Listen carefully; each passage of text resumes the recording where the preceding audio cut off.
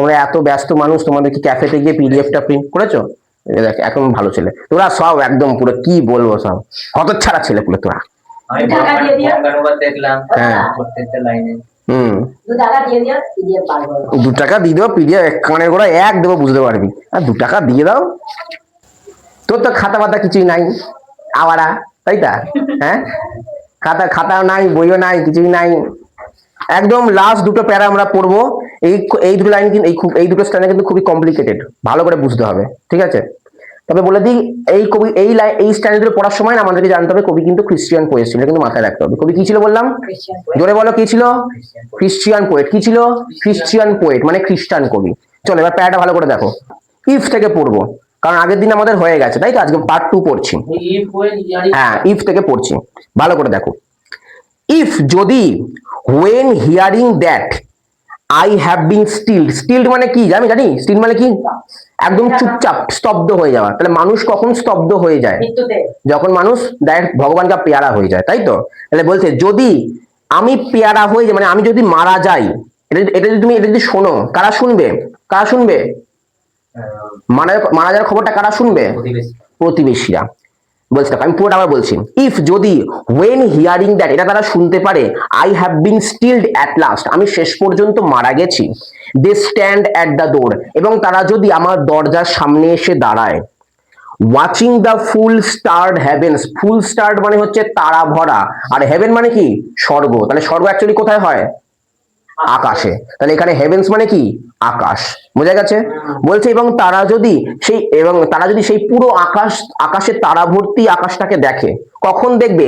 That winter সিজ, কোন সময়ে দেখবে? উইন্টারে। কখন দেখবে? উইন্টারে, শীতে দেখবে। বোঝা যাচ্ছে কি বলছি? দেখা বোঝা যাচ্ছে? আমি লাস্টে কভার আপ করে দেবো, আমি এখন বুঝিয়ে যাচ্ছি লাইনটা, মানে পরপর শব্দগুলো। মানে উইল দিস থট রাইজ, তাদের মধ্যে সেই যে থট, চিন্তা কি রাইজ হবে, উদিত হবে? কি? Those who will meet my face no more, যে তারা যে আমার সঙ্গে যারা আমাকে আর দেখতে পাবে না, আমার মুখ আর দেখতে পাবে না, তাদের মনে কি এই চিন্তাটা মানে বেড়ে উঠবে? কোন চিন্তা?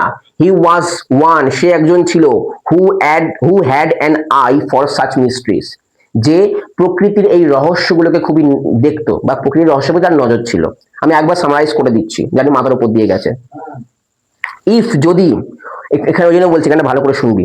If when hearing that I have been stilled at last, যদি শুনতে পায় যে আমি শেষ পর্যন্ত মারা গেছি, they stand at the door, এবং আমার পাড়া প্রতিবেশীরা যদি আমার দরজার সামনে এসে দাঁড়ায়, watching the full starred heavens that winter sees, শীতকালে যে দেখা যায় আকাশ ভর্তি তারা, সেই তারাগুলোকে তারা যদি দেখে, মানে কি করবে? যখন মারা যাবে, কবির দরজার সামনে এসে দাঁড়াবে, দাঁড়িয়ে আকাশে তারাগুলোকে দেখবে, ঠিক আছে? এবং সেই দেখার সময় তাদের মনে একটা চিন্তা বেড়ে উঠবে, রাইজ হবে। কি রাইজ হবে? কাদের মনে? Those who will meet my face no more, কই বলতে যে সেই সমস্ত মানুষ যারা আমার মুখ আর দেখতে পাবে না, আমার মুখ আর যারা দেখতে পাবে না, তাদের মনে একটা চিন্তা উদিত হবে। কি ধরনের চিন্তা? হি ওয়াজ ওয়ান, সে একটা মানুষ ছিল, who had an I for such mysteries, যে প্রকৃতির এই রহস্যের দিকে তাকাতো, বা প্রকৃতির রহস্যের প্রতি নজর ছিল। আমি আরেকবার বলছি প্যারাটা, বলতে চাইছে কবি যখন মারা যাবে, শেষ পর্যন্ত পুরোপুরি যখন মারা যাবে, এবং কবির দরজায় এসে কারা দাঁড়াবে? তার পাড়া প্রতিবেশীরা। এবং তারা কোন দিকে তাকিয়ে থাকবে? আকাশের দিকে তাকিয়ে থাকবে। সেই আকাশটা কিরকম হবে? তারা ভরা আকাশ হবে। কোন সময় হবে?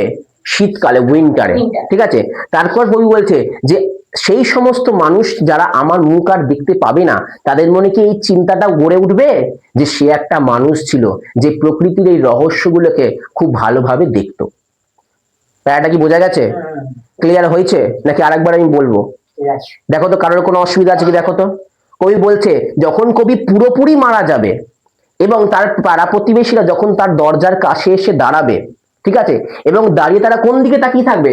আকাশ ভরা সেই তারাগুলোর দিকে তাকিয়ে থাকবে। কখন তাকাবে? উইন্টারে, শীতকালে। তখন কবি বলছে এই যে মানুষগুলো আকাশের দিকে তাকিয়ে আছে আমার দরজার সামনে দাঁড়িয়ে, এবং তারা যে আমার মুখটা দেখতে পাবে না, সেই মানুষজনদের মনে কি এই চিন্তাটা গড়ে উঠবে যে কবি একজন মানুষ ছিল, যে প্রকৃতির এই বিষয়, এই রহস্যের প্রতি খুব নজর দিত বা দেখতো? বোঝা গেছে প্যারাটা? ক্লিয়ার? কোনো অসুবিধা এখান থেকে? একদম খুলে জিজ্ঞেস করবে, একদম পরিষ্কার আছে কি? ঠিক আছে? নানু বুঝতে পেরেছিস? পরে প্যারা যাই। আচ্ছা, এখানটা ভালো করে শুনবে। And will any say when my bail of quittance is heard in the gloom? bail of quittance করার মানে হচ্ছে শেষ জীবনের শেষের ঘন্টার ধ্বনি। খ্রিস্টানদের একটা বিষয় হচ্ছে যখন কেউ মারা যায়, ঠিক আছে, তার দেহটাকে প্রথমে নিয়ে যাওয়া হয় চার্চে, সেখানে গিয়ে ঘন্টা বাজায়, তার জীবনের শেষ ঘন্টা টং টং টং করে ঘন্টা বাজায়, ঠিক আছে, সেটাকে বলা হয় বেল অফ কুইটেন্স। বোঝাতে পেরেছি কোনটা বেল অফ কুইটেন্স? যখন কেউ খ্রিস্টান ধর্মের মধ্যে যখন কেউ মারা যায়, তার দেহটাকে নিয়ে প্রথমে চার্চে যাওয়া হয়, সেখানে গিয়ে বেল বাজানো হয়, অর্থাৎ তার জীবন যে শেষ হয়েছে, অন্ত হয়েছে, সেই ঘন্টাটা দিয়ে বোঝানো হয়। এটাকে বলা হচ্ছে বেল অফ কুইটেন্স, মানে জীবনের শেষ ঘন্টা। বুঝতে পারলাম? তা কবির কি এখানে জীবনের শেষ ঘন্টা বেজেছে? হ্যাঁ, বেজেছে। কবি বলতে যে আমার জীবনে বেজেছে। কিরকম? And will any say when my bell of quittance is heard in the gloom. Gloom মানে হচ্ছে অন্ধকার। যখন কেউ মারা যায় তখন আমাদের মনে ফিলটা কি হয়? আনন্দ হয়। হ্যাঁ, শত্রু মারা গেলে সেটা আলাদা কথা, এ খুব মাস দিত, মারা গেছে, ভালো হয়েছে।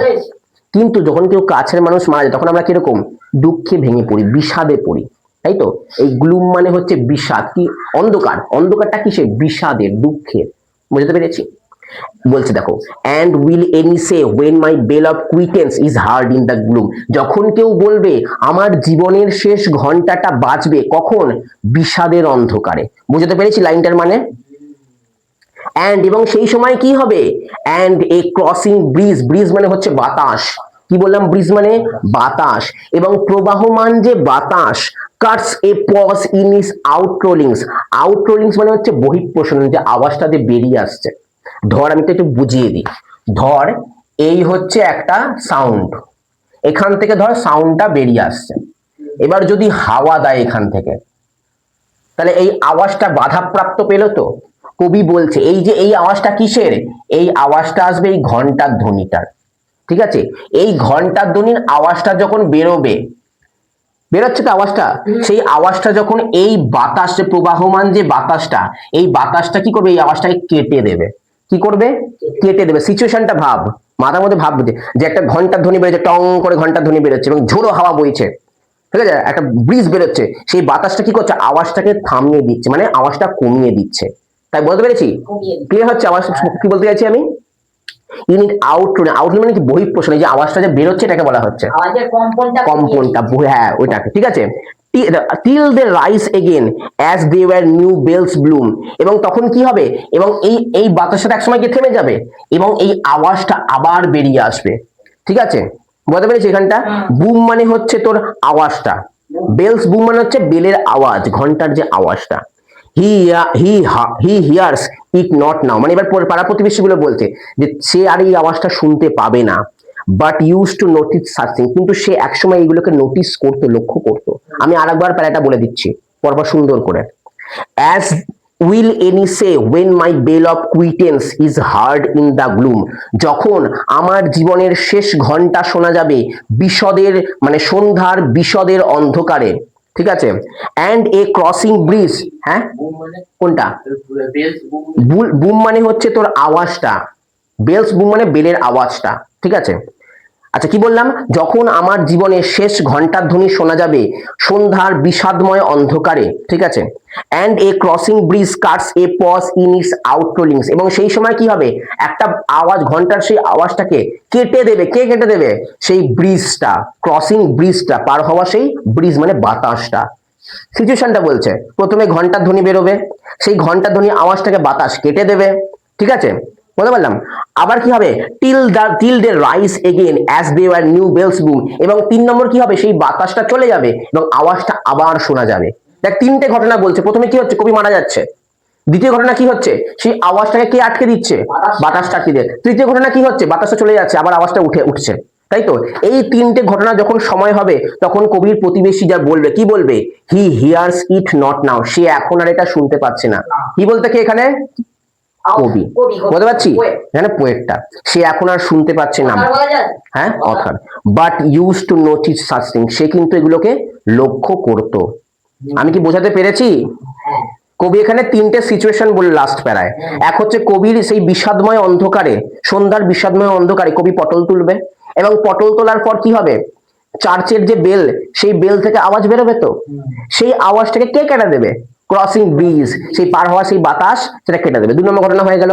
এবং যখন ওই ব্রিজটা যখন চলে যাবে, যখন হাওয়াটা যখন চলে যাবে, তখন তো আবার আওয়াজটা শুনে যাবে। এই 3টে ঘটনা যখন একসাথে ঘটবে, এরপরেই কবি প্রতিবেশীরা বলবে যে সে এখন আর কিছু দেখতে পাচ্ছে না, কিন্তু but use to notice such things, সে কিন্তু এগুলো একসময় লক্ষ্য করতো। বোঝা গেছে? তাহলে আলটিমেটলি এই পুরো কবিতাটা জুড়ে কি আছে? কবি ভাবছে যদি কবি মারা যায়, কবিতায় যদি অ্যাকচুয়ালি জীবনে কবি মারা যায়, তাহলে তার পাড়া প্রতিবেশীরা কিভাবে মনে রাখবে, সেটাকে আমরা এই 5টা স্ট্যান্ডায় পেয়েছি, ঘুরিয়ে পেয়েছি। ওভার থিঙ্কিং পোম বলা হচ্ছে। বোঝাতে পেরেছি আমি? তুই তো নতুন, বোঝাতে পেরেছি? অসুবিধা হচ্ছে কিছু? একটু গন্ডগোল হবে কারণ তুই মাঝখান থেকে ধরেছিস। তোদের কোনো গন্ডগোল না, পিউষ কোনো গন্ডগোল? বোঝাতে পেরেছি? দুটো সিচুয়েশনকে রিলেট করো যে অ্যাকচুয়াল যদি সিনেমায় হয় তাহলে কিরকম দেখতে লাগবে, তাহলে তুমি মাথার মধ্যে সাজিয়ে নেবে। ঠিক আছে? বোঝাতে পেরেছি? এবার আমরা কিছু এমসিকিউ খাতার মধ্যে লিখে নেবো। ঠিক আছে, চলো চলো প্রথম প্রশ্ন লেখো। What was the age of Thomas Hardy? What was the age of Thomas Hardy? আমি উত্তর দেওয়ার চেষ্টা করবি, ঠিক আছে? What was the age of Thomas Hardy when he wrote afterwards? when he wrote afterwards, কে বলতে পারবে? 77 বললো। একদম পারফেক্ট, লিখে দাও। What was the age of Thomas Hardy when he wrote afterwards? 77 age, 77 বছর বয়সে। ঠিক আছে, আচ্ছা। আগের দিনের মতো 55টা লেখাবে? না না, 10টা লেখো আজকে। হয়েছে? 2 নম্বর লেখো। in which year, 2 নম্বর লেখো। in which year the poem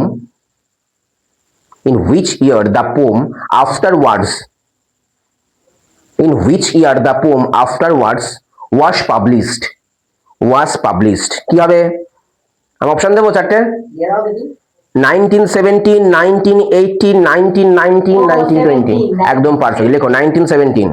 in which year the poem afterwards was published, লিখবো আমরা 1917। ঠিক আছে, 3 নম্বর প্রশ্ন লেখো। to which collection, আমি যা করি সেগুলোই প্রশ্ন থাকবে দেখবি।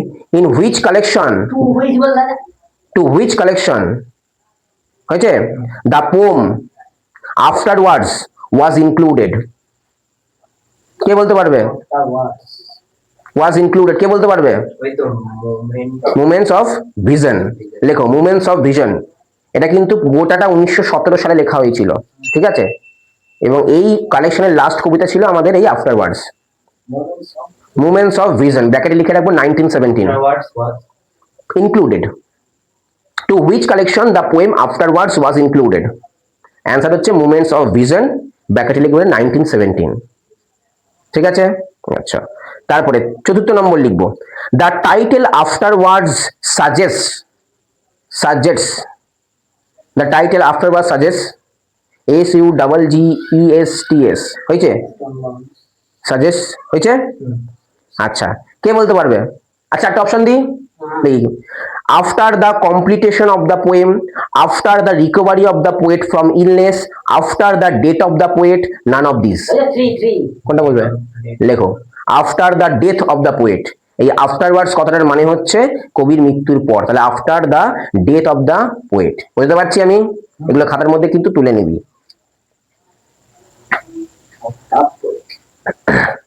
হয়েছে 5 নম্বর। তারপর লেখো 5 নম্বর। in the first stanza of the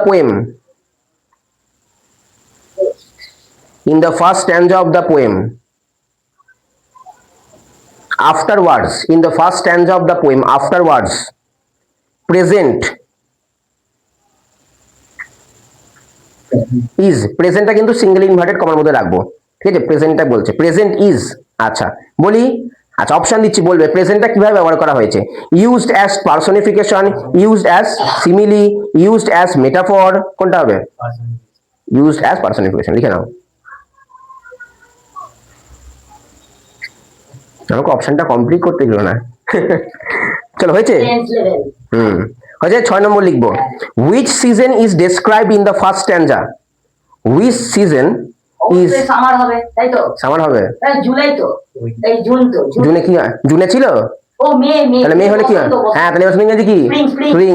লেখো in which season is described in the first stanza, এরকম করে পড়তে হবে, ঠিক আছে? ডিটেইলসে is described in the first stanza, is described in the first stanza? Which season is described in the first stanza? হয়েছে? তারপরে of the poem afterwards হয়েছে? উত্তর লিখে দাও কি হবে? স্প্রিং। ঠিক আছে, কারণ সেখানে মাসটা কি ছিল? মে মাস ছিল। কোন মাস ছিল? মে মাস ছিল। বোঝা গেছে? চলো তারপরে কত নম্বর প্রশ্ন? 7 নম্বর। What was the word? What was the word? Word. Postern. POSTERN. Postern. পেছনের দরজা বলে। লেখো লেখো, বোর্ডে বলছি। পেছনে পেছনে করে যাচ্ছে। কার পেছনে? কি পেছনে? জীবনে চলো লেখো। What was the word postern mean in the first stanza? খ্রিস্টান মানে কিন্তু পেছনে, ওই ঠিক আছে। জন্যই বলে। Postern মানে পেছনের দরজা। আমার কলেজে তাহলে মেয়েরা হাসতে হবে। ওই বাদ যা ধীরে। What was the রেকর্ড হচ্ছে কিন্তু ইউটিউবে দেবো, ঠিক আছে? What does the word postern mean in the first stanza? লেখো। দুটো আছে, আমি বলে দিচ্ছি, দুটো হয়। হয়েছে? বলি তাহলে উত্তর লেখো। 1 number, back door of a castle. Back door of a castle. Of a castle. আর একটা হচ্ছে পাস্ট ইভেন্টস। ঠিক আছে, এটা মানে ব্যবহার করা হয় পাস্ট ইভেন্টস। হয়েছে? চলো তারপরে 8 নম্বর। এটা পাবলিক করবে নাকি? বাবা, তোদেরকে তো আরো লেখাবো, সেগুলো তো আমি আর দেবো না। তার জন্য আমার কাছে ক্লাসে ভর্তি হতে হবে। আচ্ছা। তার জন্য স্ক্রিনে নাম্বার থাকবে, সেই স্ক্রিনে নাম্বার কল করে আমার কাছে ভর্তি হতে হবে। হ্যাঁ, উঠে যাক না। চলো 8 নম্বর লেখো। To which the green leaves, to which the green leaves of May, to which the green leaves of May is compared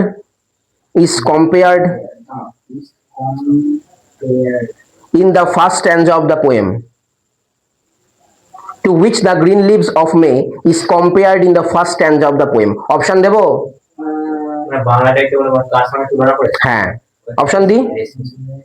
butterfly, new spun silk, wings, naan of this. New span, কি span নাকি বলে? Green লিফে কিসের সঙ্গে তুলনা করা হয়েছে? New spun silk. New spun silk হবে, আর একটা হবে উইংস, দুটোর সঙ্গে তুলনা করেছে। তাহলে কি করব? অপশন এ দিয়ে থাকে দুটোই হবে। আলাদা আলাদা, দুটো আলাদা থাকবে না তো? না। তাহলে both A by A and B এরকম কিছু থাকবে, যেরকম এরকম অপশন থাকবে। কি লিখব? To new spun new spun silk, একটা লিখে রাখো উইংস। ঠিক আছে, যদি এবার দুটোই দিয়ে দেয় তাহলে কোনটা লিখবো? উইংস লিখবো।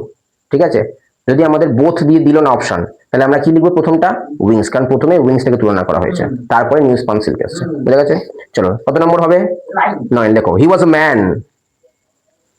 a man who used to notice such things. Used to notice such things. Option দেবো? আচ্ছা, who is refer to here. আগে প্রশ্ন লিখে নাও, who is refer to here, প্রশ্ন লিখে নাও আগে। সাচ থিংস, এটা ডবল ইনভার্টেড কমার মধ্যে, এটা গোটা লাইন কবিতার। ঠিক আছে, এবার বলছে হু is refer to here. Who is refer to here, এই যে বলছে না হি, প্রথমটা, এই হিটা কাকে বুঝিয়েছে? অপশন দিচ্ছি। God, the neighbour of the poet, none of this. লিখে নাও দ্য পোয়েট। হয়েছে? Who is refer to here, option উত্তর লিখবো দ্য পোয়েট। ক্লিয়ার? চলো লাস্ট প্রশ্ন বলছি, লেখো। হি ওয়াজ এ ম্যান, এটাও ইনভার্টেড, ডবল ইনভার্টেড কমার মধ্যে হবে, যেহেতু এটা পুরো কবিতার বাক্য। He was a man who use to notice such things, একই রকম বাক্য। He was a man who used two notice such things. Such things, ঠিক আছে, জিজ্ঞাসা চিহ্ন দেবো, দিয়ে ডবল নোয়া শেষ করবো। হয়েছে? চল লেখো। What are referred to as such thing. To as single inverted কমার মধ্যে লিখবো সাচ থিং। হয়েছে? বলি তাহলে, চলো অপশন বলছি, অ্যান্সার দাও। The appearance of new leaves in May, the wind wrapped upland thorn, the silent movement of hedgehog। কোনটা হবে? তুমি যেটা ছিল, আর এটা কি বলে? সেকেন্ড such things বলতে কি বলেছে? The appearance of new leaves in May, the wind wrapped upland thorn, the silent movement of hedgehog।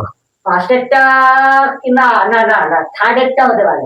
ও ঠিক বলেছে, হ্যাঁ ও ঠিক বলেছে। কেন? এই কারণ এইটা এই লাইনটা কোন স্ট্যান্ডার? এই লাইনটা ফার্স্ট, এই কারণে বলছিলাম ভালো করে পড়তে। এই লাইনটা হচ্ছে ফার্স্ট স্ট্যান্ডার। তাহলে এই ফার্স্ট স্ট্যান্ডারটা কি বর্ণনা করেছে?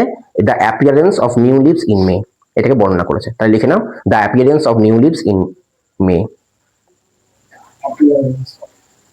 The appearance of new leaves in May. ঠিক আছে, যারা ইউটিউব থেকে দেখছো একটুখানি চ্যানেলটাকে সাবস্ক্রাইব করে দাও অথবা ভিডিওটাকে লাইক করে দাও। আর যারা আমার কাছে ভর্তি হতে চাও, কেমন লাগে বলতে তো সামনে, যারা ভর্তি হতে চাও স্ক্রিনে নাম্বার দিয়ে দেবো, সেখান থেকে কন্ট্যাক্ট করে ভর্তি হতে পারো। ঠিক আছে, পড়া বুঝতে পেরেছো? কোনো অসুবিধা আছে? All clear? ঠিক আছে, চলো আমরা নেক্সট সাবজেক্ট চলে আসি। আজকের ক্লাসটা এটুকুই, চলো।